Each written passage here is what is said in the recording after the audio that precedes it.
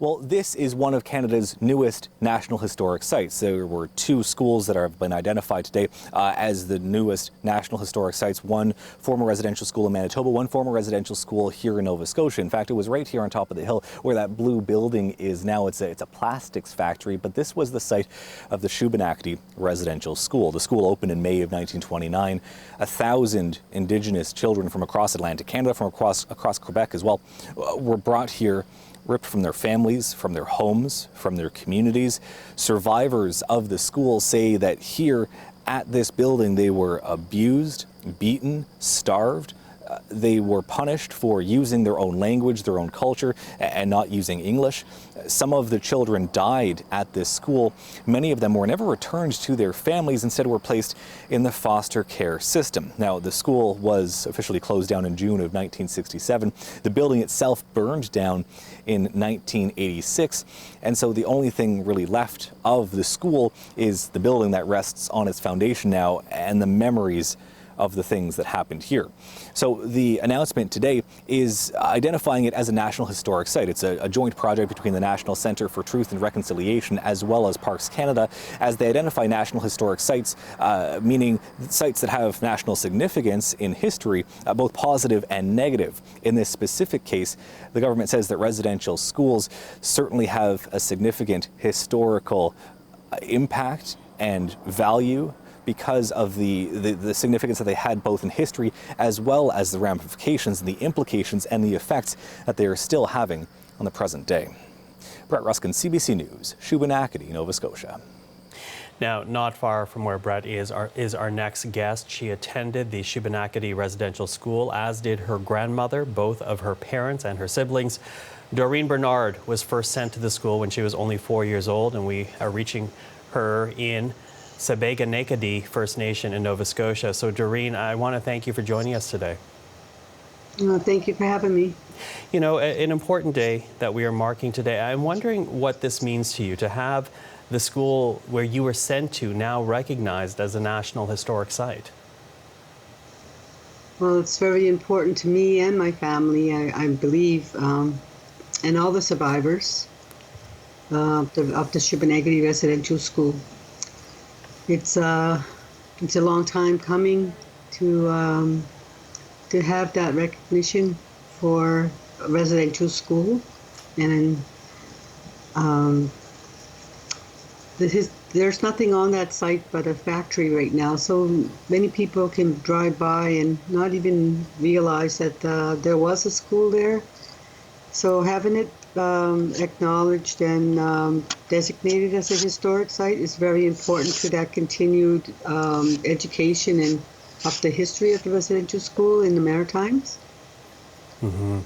You know, I guess part of the issue here is that it was a school, but to use the word school almost lessens what actually happened within its walls. And I appreciate this is hard because I see it as you think back about your own story. I can see that this is difficult for you, and so I appreciate that, and I apologize that we're talking about such sensitive issues, but I'm wondering if it would be possible for you to share with us the kind of abuse that either you went through or witnessed at the school in your time there. Well, I mean, a lot of our the abuse has been documented, but my own story talks about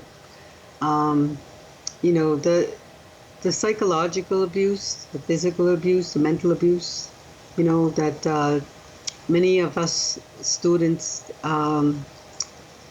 were exposed to there. Even as a small child, we didn't understand the things that were happening. But one of the things that sticks out in my mind is how they, is the witnessing abuse towards my family member, my brother. And I remember him being beaten just for waving at me, just to say hi, and how he was just brutalized, you know, for doing that. And it was, you know, it was at that time I was 10 years old, and after being there for, you know, 3 years, I just thought it was just something I couldn't not react to. Yeah, so I intervened in that beating, and I jumped on the person who was beating him, the male charge that was on the boy's side, and his name was Morris Burrs, and I jumped on his back, and I pulled his hair, and I told him to stop beating him. He didn't do anything, but it also reminded me of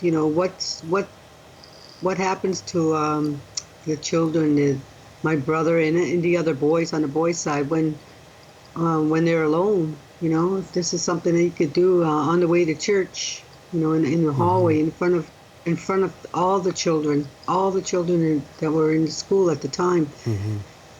You know, And I appreciate that you're sharing the story, and to underline the fact that you are all children. This abuse, Yes. this dehumanization, the targets of all of this were children. I'm wondering what that did to you and to your family in later life. Well, it had a lot of impact on our family. When children are taken away from their family, everybody loses their role in their family, including our parents and our grandparents and our extended family, people that we love. And I think, the impacts of being separated had a toll on our communities, where there was alcoholism and we had alcoholism in our family. So I would say that it had a long-reaching effect because it lasted many years and many generations, throughout our time here.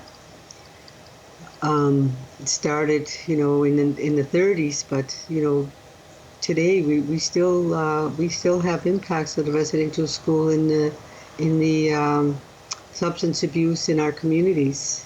People who are still suffering from that lack of love and the lack of our culture, our language.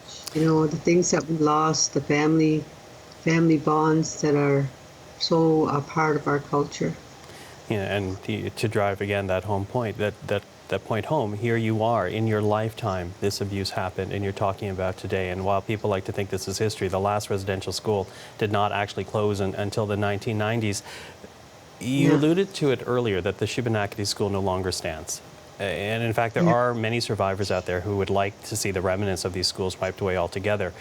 But with this commemoration, the memory of the Sipekne'katik school will go on. So what do you hope is accomplished by having the school remembered? What do you hope people will do? Rather than, as you said, drive by the site not knowing a school ever stood there, what do you hope people will do going forward with this commemoration? Well, I believe that the commemoration of the site marks the place where this history took place, but also it marks the place where spirits are still there. There are children buried there. We acknowledge the survivors who passed on, already, and I think it's their legacy as well that they are remembered, and the families that are still here. So I think that it will start the conversation, I think, for education to take place about the history of the residential school, and also for our future generations, that they are remembered as well. So we look at the history, but we also look at the future. And for that to be, this history, this part of our Canadian history is marked. You called it a dark time in Canadian history. Well, we're still living in those dark times, and I think that there needs to be more done to educate people about not only the history but also the impacts of what's happening today as well. Well, you so know, those conversations and that reconciliation can take place. well, that's actually a point I want to raise with you, because the federal government did apologize for residential schools and the historic policies of assimilation. The commemoration of these two schools, they actually reflect a call that was made in the final report of the Truth and Reconciliation Commission. But, you know, 5 years after the tabling of that report, do you think enough is being done to advance reconciliation in this country? No, I don't. I really believe that more needs to be done. You know, out of the 94 calls to action, I think there's only 9 that have actually had action on them, and I think there's a lot more that we can do that needs to be done, as well as the healing that still needs to take place within our own communities, within our own families, and also with the Canadians in general. There's a lot that needs to be done to honor those 94 calls to action, to make that apology that we received in 2008 worth those words. Mm-hmm. So I think we need to talk about what more needs to be done and how we can work on those things together. Dorene, today's just one step in the process, and I take your words with great honor. Thank you for sharing the time with us today.